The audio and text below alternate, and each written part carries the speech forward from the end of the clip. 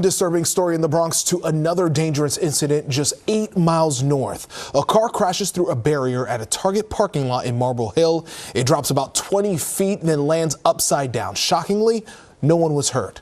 Tonight, questions about how this happened in the first place. Eyewitness News reporter Anthony Carlo has the latest from Marble Hill. Anthony.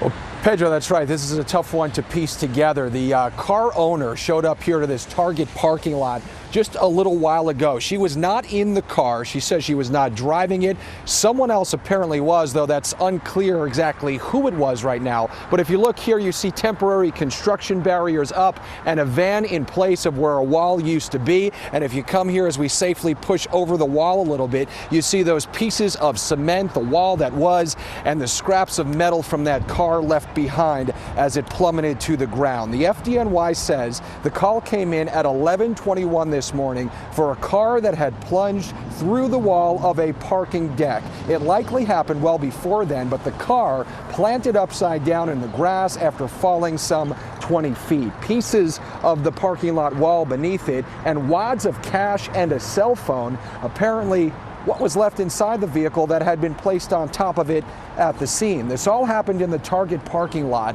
at River Plaza in the Bronx. So as you're likely wondering, well, how did this happen? A woman who identified herself as the owner of the vehicle briefly showed up here at the scene to look at what was left of her car. She and her friend say they traveled from Pennsylvania once they heard what had happened. They say apparently someone else was driving that vehicle, although they did not say who.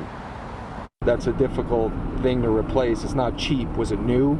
Was it used? I mean, it was used, but it's my vehicle. Like, paid money for it. I'm very upset. Very upset.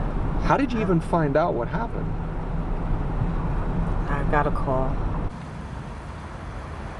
Now, this is where it gets even crazier. A little while ago, an ER worker showed up here to the scene to take another look at just how far of a drop-off this is that a vehicle took off the ledge. He did not want to appear on camera, but told us that a man who claimed he was the driver involved walked himself right into the ER hours after the incident and reported to that ER worker that he sustained injuries.